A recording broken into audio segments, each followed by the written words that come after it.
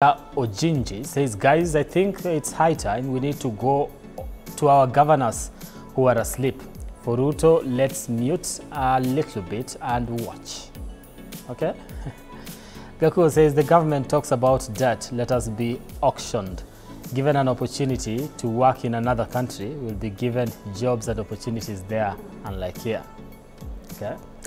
Ruben Chonga says, I think if you continue with Mandamano, it will become irrelevant next time. Government will not agree with your demands and we will be losers. Let's give President time to correct himself. And Caleb Okeo, a good dancer knows when to leave the stage. Gen Zs should have left while the public was still clapping. Prolonging and making it difficult for people to go about their businesses will turn the public against them. But who's the public? Maina Steven says, let's be thinking outside the box. We know very well the possible consequences of the protests, loss of lives, destruction of businesses, among many others. And the protests doesn't change everything. Let's at least try leave the president time to figure, or rather, I believe, give the president time to figure out possible solutions. Korir Brian says the fact that people buy his quarry gimmicks, that the people's anger has not destroyed these hollow clowns, strikes me that people gamble with a huge part of their life. Kenya will keep being hell as long as we shut our eyes to reality. There is no other land. Ruto must go. Okay, that's the thing. That's the hashtag that has been trending. Before I come back to the one of the feedback that was actually put there, that hashtag seems to accompany a lot of different calls and a lot of demands. And when we say the pressure should increase, and we ask to what end, should that be the end goal? You see, it is good to tell the president to go, because again the president has a social contract with the people, that he has to be the head of a government that must be people-oriented, making sure that development takes place as it should, public services reach the people, and that all is well with our country. So if the people are of the opinion that he has failed, it is good to demand that he too must be accountable of his actions. But again, it is also good to remember that the president was elected democratically. He represents a constituency in this nation that woke up and decided we want to be served by President William Ruto. Now, while it is good to mount pressure on him to do what he is in that office to do, it is also good to strike a balance and know that presidents don't just wake up and leave because you said they leave. Yeah. So, and that's why I said it's a matter of striking the balance on the gains and the losses, because every gain has a loss because of the opportunity cost. So we must ask ourselves a question. When is enough for us as the people who are out on streets to demand for justice? And like I said, if the president is willing to meet the people halfway, it's good to give him time while putting the pressure on him that some things require dialogue, like I've said. You're not going to alter the structure of government in Kenya without involvement of constitution, which might call for dialogue. Because again, these counties represent, these counties happen where there are people. So they represents people who might not be willing to be combined with other people for various reasons. There was a reason why we have 47 counties and not 25 as far the framers of the Constitution, because other than economic blocks, you also have to look at the tribes, the majority, the minority, the disenfranchised communities and where they are and why we have smaller and big counties. So dialogue might be needed on such. But again, I also agree with the people that we don't need dialogue to fight corruption. All we need is to tell EACC, hey, you guys, you are sleeping. Because again, fighting corruption is within the purview of EACC, not necessarily the president. Can the president order EACC? No. But if the president is convinced that EACC is not working as it should, he can form a tribunal or he can insist the parliament to instigate a process of disbandment of EACC to create a fresh one that will serve people as they wish. Okay. So the president has a role to play in all these demands, but the people must also understand that the Constitution of 2010 remits the power of the president to some functions and has allocated 12 institutions in Chapter 15 of the Constitution powers that were taken away from the president. Now, we'll be coming back to take a look at some of the demands that, require a very consultative, forum to just get to understand how do we go about them. Let me come to you. We've seen a comment that says a good dancer knows when to leave the stage. Let's say the Gen Z should have left the stage when people were still clapping. But if you continue the protests, the public will turn against them. And you're asking who is the public, because it's the generation that is on the street. So, but do you believe the increase of this particular pressure to the government has served its purpose, and it's maybe time to say, okay, enough is enough, let's leave the stage as other Kenyans suggest? First of all, leaving the stage is probable. Who is leaving the stage? Is it the president or the government leaving the stage, or the Gen Zs? It is true that a good dancer should know when to leave the stage, and Gen Zs know very well. A good dancer also leaves the stage after establishing, after fulfilling its demands that is required being on the stage. So the truth is this: Gen Zs, they are not against the republic. Gen Zs are not against the government. I'm even hearing people talking of dialogues. Dialogues are being brought where there are chaos and disunity among the people. But we are a united nation striving to the same purpose, same goal of deliberation and economic stability towards our country. Why should we even need dialogue? Okay. So you don't feel there's a need to have a conversation, as the president suggests? Conversation against what? Dialogue about what? You know why? Whenever we bring negotiation or conversation, we bring a conversation where there's a state of disagreement, majorly among the sovereign, the people, In case there were issues that maybe were diverting the attention of the people of the public, if we were fighting towards the economic deliberation and economic stability, if we are fighting that indeed, because of many private sectors that have been closed, unemployment being rising in the nation, but where again, we are all fighting towards the same purpose, and the people of Kenya are all united. If you are to do public poll among the members of the public, we are all saying that, President, we elected you not to exhaustion, not to depress, not to,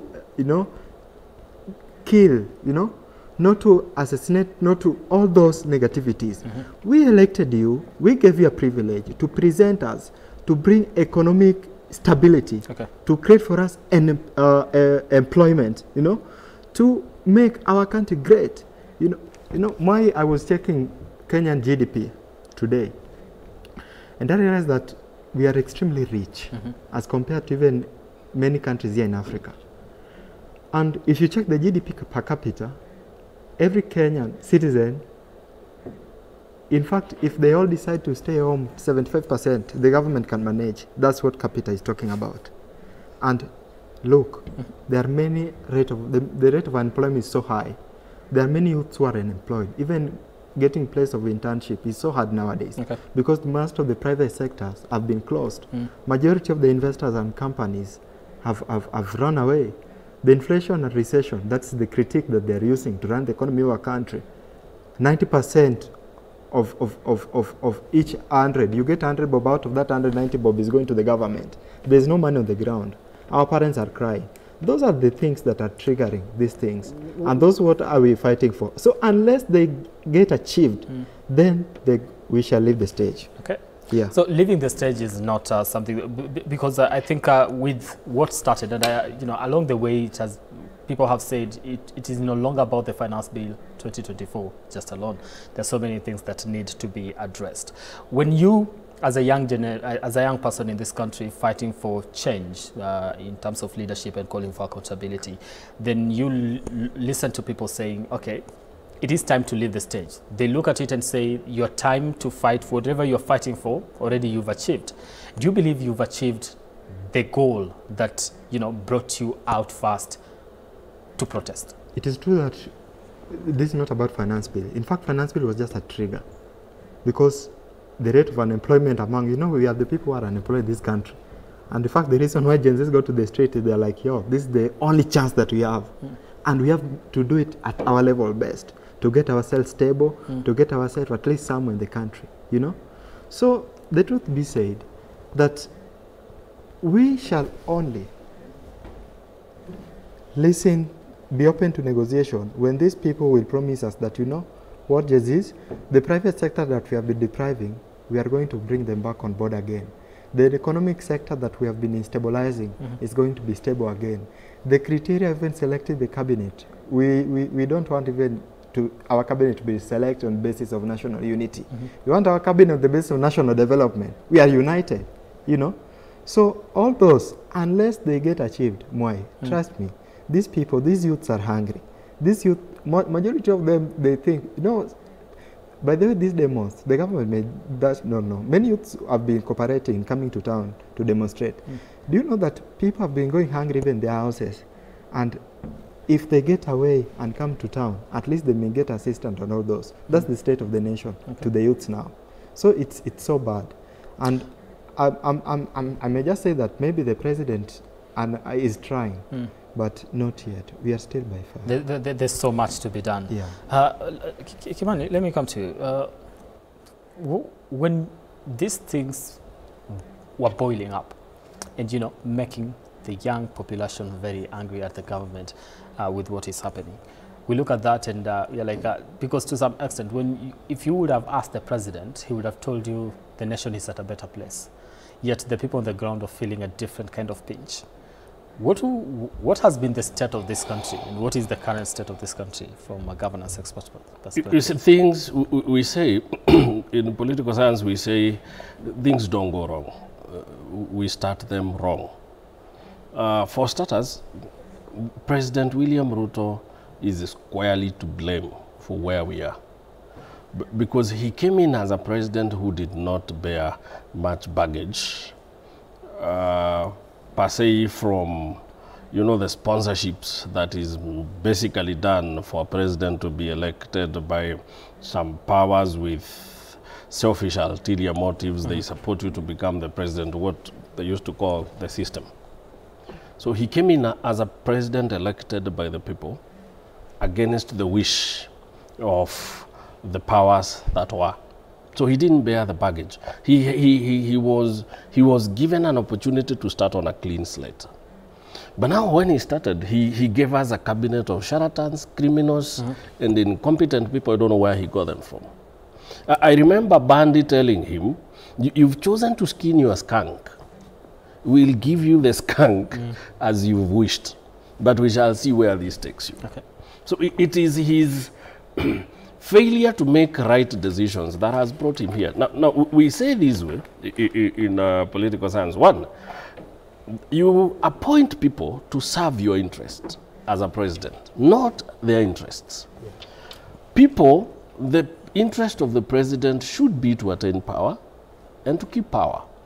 To keep that power, you must serve the people that gave you the power, because you came into power as a servant of the people. So to keep power means that your entire team should be geared towards doing one thing, to serve your interest, which is to serve the people.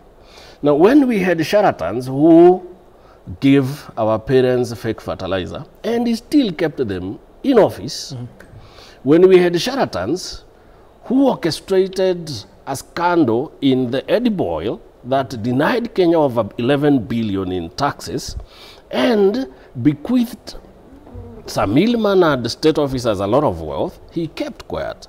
When we had sugar that was not meant for consumption finding its way to the shelves of supermarkets, and he kept quiet. When we had the G2G oil scandal, with all the telling that it is not a good idea, he still kept quiet and defended it. Well, we had KPLC and all these things happening badly, and the president still went around the churches saying Bwana Sifiwe and all these hula baloo, he brought it to himself. When we had an MP, we saw Salasia's payslip that he earns 2,000 shillings. And I can tell you for sure, because I've interacted with these people, none has a payslip of over 200,000. Think about it this way. They get a car loan, they get a mortgage. That totals to over 30 million. Then you have to pay this money in 5 years. That tells you that no MP has a payslip of over 200,000 every month. Then you have an MP gifting a church 20 million in one sitting. And he's doing it in a way that angers the people, because he's asking the people, kwani mumechoka kuhesabu? You know, and then here is a country with a youthful bubble. Unemployment is the biggest problem among young generation. You have people who've graduated, people who've been educated through loans. Their parents had to sell some piece of land somewhere. Their elder brothers like us had to forego a lot of things to educate our younger brothers. Here they are. And yet when they tell you something is not okay, the first thing we do is to call them a rebel without cause. And adding salt into the injury. Now the president must have known, because it is the duty of the president to be very hard on people who sabotage his agenda. He employed charlatans who betrayed him from the word go. Why? Because every person who serves their interest at the expense of the boss's interest are orchestrators of betrayals, and betrayal should never be kept up with by leaders. Now, when Murkomen was telling us he has a weakness for good things, and we know Murkomen in 2012 was a broke youth who was a youth leader somewhere in Elgeyo Marakwet, 10 years down the line, we are hearing reports that Murkomen has a chopper to himself, and he's wearing a watch that is worth of $1 million, and he's wearing a belt of, I think, was it 50 or 60,000? You see, that largesse and opulence among state officers is what has brought us here. If the president sat down his people and told them, you guys, you are not employed to serve your interest, you are employed to serve the interest of the 50 million Kenyans, we wouldn't have been here. Now, the only way the president is going to get out of this safe and secure is to correct his own mistakes. By ensuring that the demands that are being made by young people, many of which he can do without calling for dialogue. He has to be genuine. In fact, the younger generations have given him a blank check. Mr. President, we are solidly behind you. All we are asking is, can you have a government that serves us as opposed to serving themselves? Okay. They asked a very simple question. And let me put it this way to people who are still doubting. I have listened keenly to Generation Z in the arguments. Man, these people are putting forward better arguments than us who've gone to those governance classes. You're listening to them and they're saying, these guys can beat you in an argument. And you call yourself an expert. No, because they are very being practical. Yeah. They're asking very simple questions. Why should we pay 1.2 billion for 2 men and their women to go and preach in Uganda? Very simple question. Why should we repair the deputy president office at 600 million when it cost 400 million to build it? Why should we have some hidden allocation to budget to a tune of 700 million? Okay, so the question that I'm why should we buy furniture and some funny things in offices at a cost of $1 billion? Yeah. So the questions that are being raised are very basic questions, right? And you say, you know, their arguments are valid. The reason as to why, because when you go to class, Kimani, you're told to be very diplomatic when you come to argue these things. They don't want diplomacy here, all right? Okay, so we do want to take a short break. Continue engaging us. Send us your feedback. Tell us what you think about the conversation you're having this morning and the state of affairs in the country. And also, what you expect to be happening today as far as these protests are concerned. Are you pro-protest or against the protests? Should the Gen Z, which are the dancers in this particular sense, leave the stage? Or should they continue increasing the pressure? We take a break. We'll be back in a bit.